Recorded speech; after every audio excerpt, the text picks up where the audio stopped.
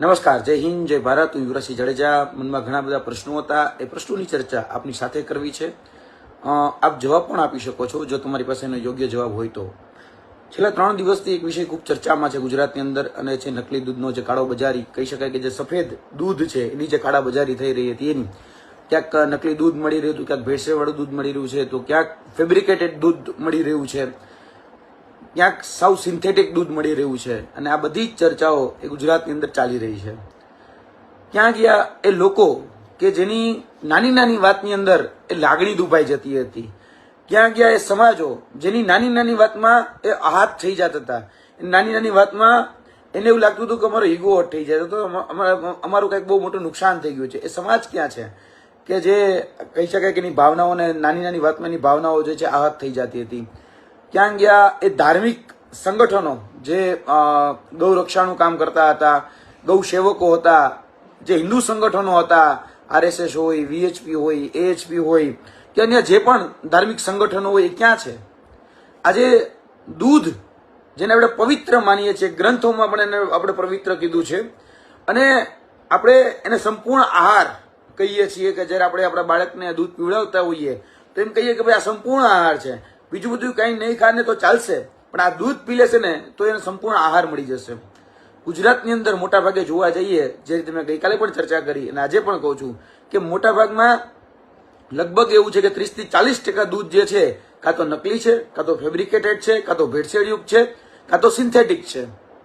આ દૂધ મળે છે તો કેમ કોઈની લાગણી ન દુભાણી? કેમ કોઈ લોકો બહાર ન આવ્યા?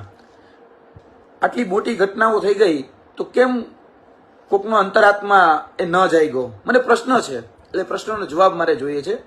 આજે કદી કહી શકે કે મારો અંતરાત્મા ગવાણો છે એટલે હું તમારી સાથે ચર્ચા કરી રહ્યો છું. મારી લાગણીઓ ગવાણી છે, ચોક્કસપણે ગવાણી છે. કે નાની નાની વાત હોય, બરાબર, બે વ્યક્તિઓ વચ્ચેની લડાઈ હોય અને એ લડાઈ એવી સમાજો વચ્ચેની થઈ જાય અને પછી કદાચ એમાં ફરિયાદ ન લેવાતી હોય તો ફરિયાદ લેવાઈ જાય અને કદાચ જે સજા કરાવી હોય સજા કરાવાઈ જાય. આજે કદાચ એ સમાજો ક્યાંય ગયા, એ સંગઠનો ક્યાંય ગયા, એ સેનાઓ ક્યાંય ગઈ? બરાબર, જે યુનિયન જે પોતે કહે છે એ યુનિયન ગયા ક્યાં બધા? આ ધાર્મિક સંગઠનો કે પછી ધાર્મિક સેનાઓ અથવા તો કહી શકે સામાજિક સંગઠનો, સામાજિક સેનાઓ, સામાજિક યુનિયનો, સામાજિક સમિતિઓ એ ક્યાં ગઈ?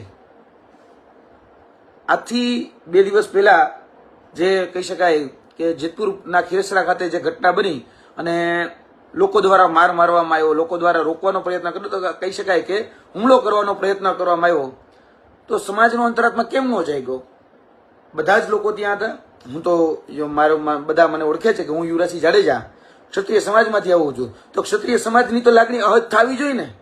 ક્ષત્રિય સમાજની લાગણીને તો ઠેસ પહોંચવી જોઈએ ને કે ભાઈ આજે અમારા સમાજના દીકરાને કોઈ મારી લીધું તો સમાજના જે પણ મોટા મોટા સંગઠનો છે, મોટી મોટી કહી શકાય જે સેનાઓ ચલાવે છે, મોટા મોટા જે સમિતિઓ ચલાવે છે, મોટા મોટા યુનિયનો ચલાવે છે, એમાંથી એક પણ યુનિયનનો મને હજી આજ દિન સુધી ફોન નથી આવ્યો. ક્યાં ગયા? ચલો વાત છોડો, મારી વાત છોડો, હું તો લડી લો એટલો માણસ છું, મારે કોઈની જરૂર નથી. પણ આજે એક FIR નહોતી લેવામાં આવતી, બરાબર છે, એક FIR નોંધવા માટે નહોતી આવતી. અને હતા દિલુજી ઠાકોર, એ પણ ઠાકોર સમાજમાંથી આવે છે. કહી શકાય બનાસકાંઠા હોય, પાટણ હોય કે પછી રાધનપુર હોય, મહેસાણા હોય કે આ ઉત્તર ગુજરાતથી લઈને મધ્ય ગુજરાત સુધીના જે વિસ્તારો છે, બહુ મોટી મોટી વાતો કરીએ છીએ આપણે કે ભાઈ OBCને બચાવો, બરાબર, OBCના આંદોલનો કરીએ છીએ. દિલુસિંહ ઠાકોર હતા કોણ? OBCમાંથી જ આવતા હતા ને, ઠાકોર જ હતા ને.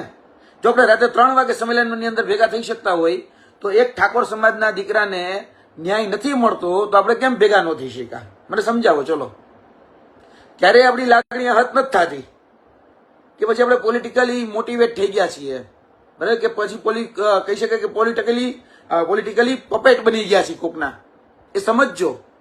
હું એટલા માટે વાત કરી રહ્યો છું કે મૂળ મુદ્દો છે ને હજી પણ હાલમાં એ દૂધ જ છે અને દૂધ જ રહેવાનો છે.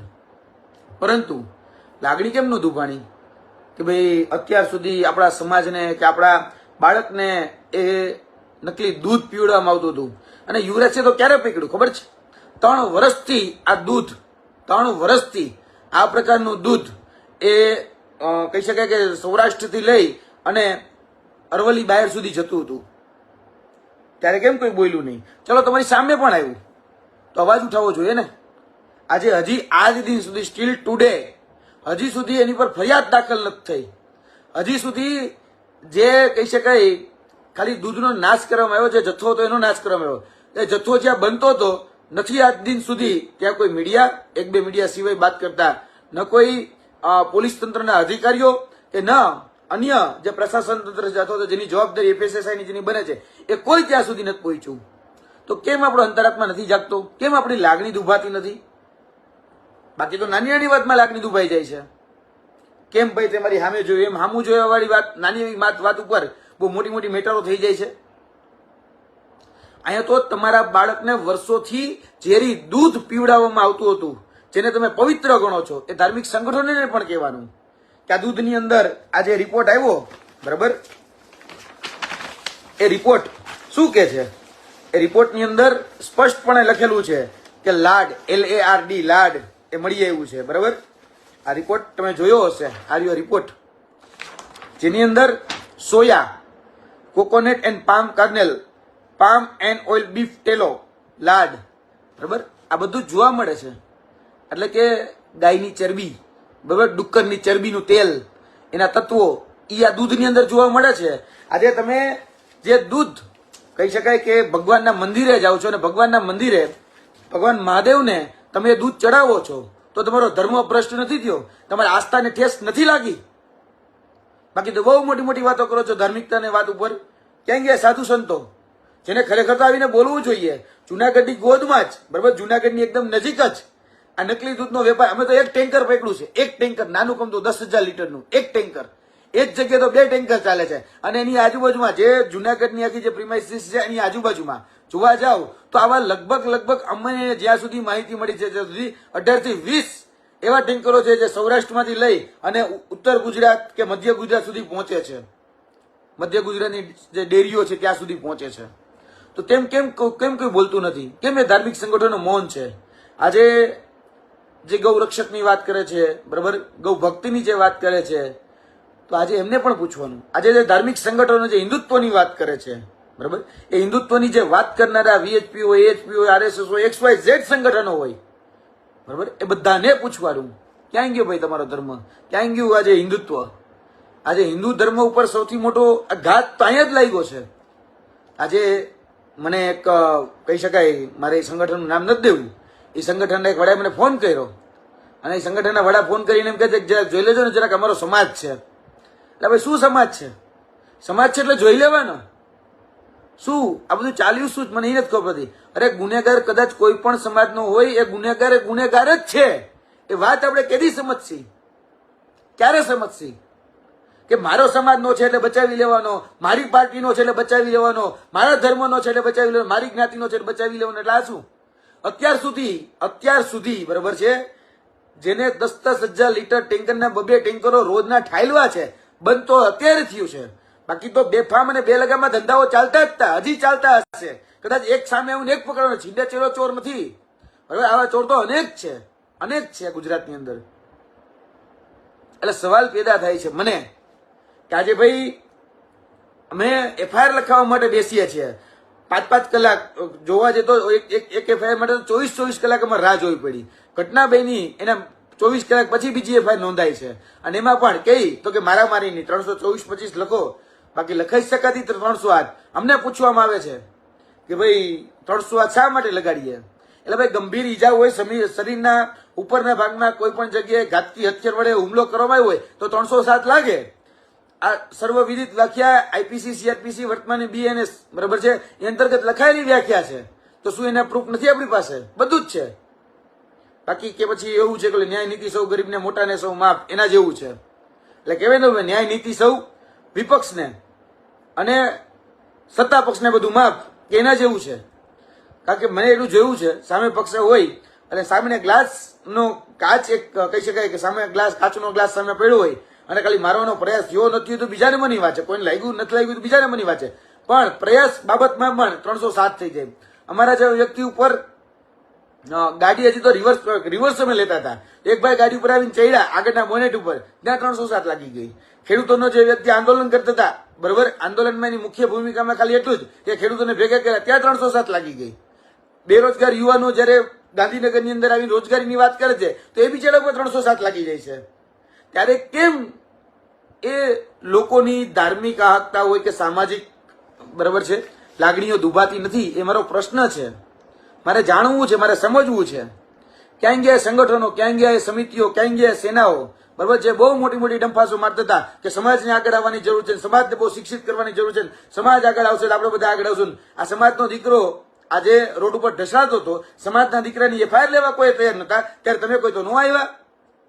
આજે નકલી દૂધ જે જગ્યાએ મળી રહ્યું હતું એ નકલી દૂધની એફઆઈઆર આજ દિન સુધી નથી નોંધાણી. કેમ ભાઈ? કોઈ સમાજ, કોઈ સેના, કોઈ સંગઠન, કોઈ ધાર્મિક આગેવાનો કે પછી ધાર્મિક સંગઠનો કોઈ કેમ આગળ નું આવ્યા? આવવું જોઈતું હતું ને આગળ, આવી શકતા હતા, પણ કેમ કોઈ આગળ, કેમ કોઈની લાગણી દુભાણી નહીં? કેમ કોઈનો અંતરાત્મા જાગ્યો જ નહીં? પ્રશ્ન છે મને.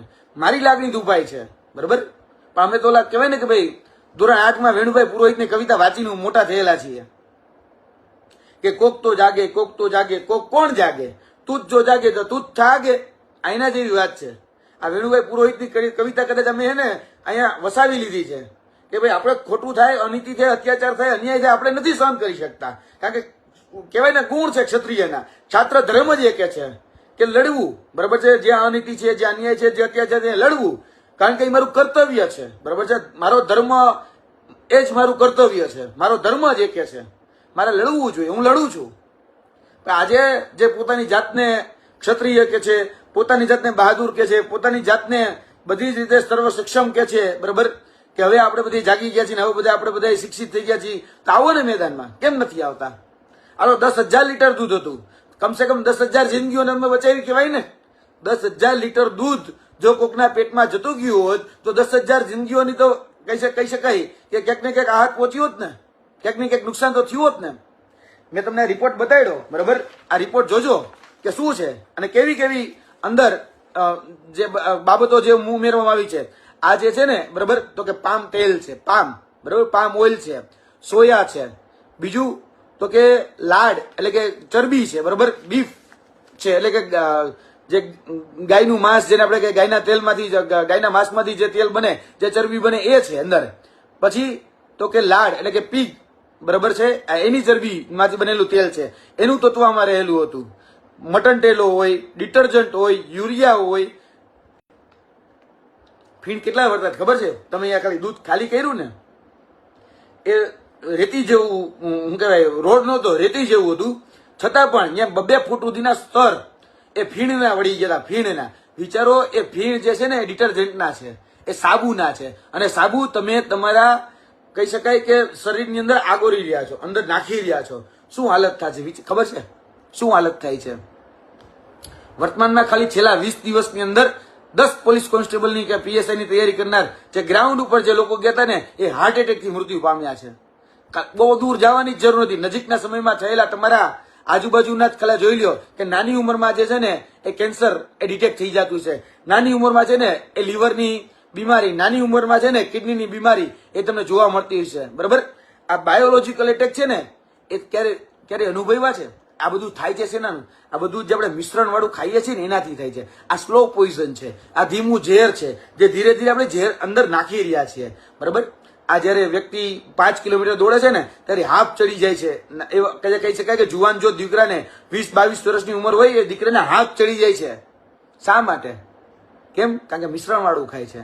આ દૂધની અંદર જે યુરિયાનું તત્વ છે, આ દૂધ જે છે એની અંદર કહી શકાય પામ તેલનું તત્વ છે, આ દૂધ જે છે એની અંદર ક્યાંક ને ક્યાંક લાડ છે, અથવા તો કહી શકાય કે બીફ જે છે એનું તત્વ રહેલું છે. તમને ખબર છે?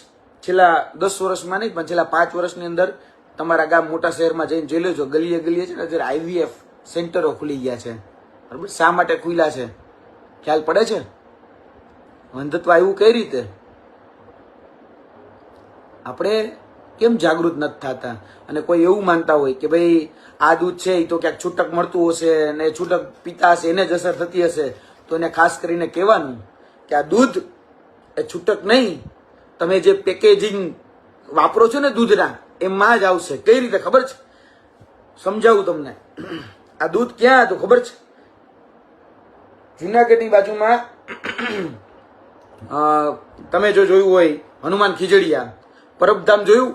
પરબધામ છે એની એક્ઝેક્ટ 5-7 કિલોમીટરની આગળ એ પરબધામની આગળ 7 કિલોમીટર આગળ જાઓ એટલે એ ગામ આવે હનુમાન ખીજડીયા, જ્યાં કદાચ પશુપાલન બહુ સીમિત છે, બહુ સીમિત, 100-200 લીટર જેટલું બહુ સીમિત હશે, એનાથી વધારે હશે પણ નહીં.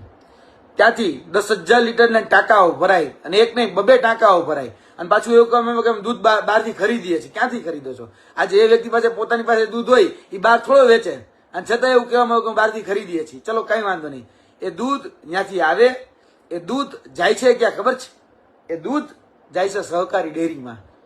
આજે અમે 4 ડેરીના નામ આપ્યા હતા, 4 ડેરીઓ અલગ અલગ, જેમ કહી શકાય કે બાયડ જે છે એ બાયડનો જે માધવ શીત કેન્દ્ર છે ને એની 4 ડેરીના નામ આપ્યા હતા. બરાબર, એ તમે જોયા હતા કે ભાઈ તલોદ જે ડેરી છે સહકારી ડેરી છે, કે બોરડી ડેરી છે, આદર્શ ડેરી જેને આપણે કહેતા હોય, બોરડી આદર્શ ડેરી, પછી ભાથીજી મંડળી જે બરાબર દૂધ મંડળી છે તે, ત્યાં ઓલા ડાલુ લઈને નાખવા આવતા હતા.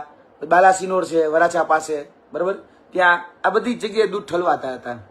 દૂધ નાની જગ્યાએથી એ સહકારી ડેરીમાં જાય, નાની સહકારી ડેરી ગામની, એ સહકારી ડેરીમાંથી મોટી એ પોતાના વિસ્તારની જે સહકારી ડેરી હોય ત્યાં જાય, અને ત્યાંથી એ પેકેજમાં દૂધ તૈયાર થાય, અને પેકેજમાં દૂધ તૈયાર થાય એટલે તમારા ઘર સુધી પહોંચે.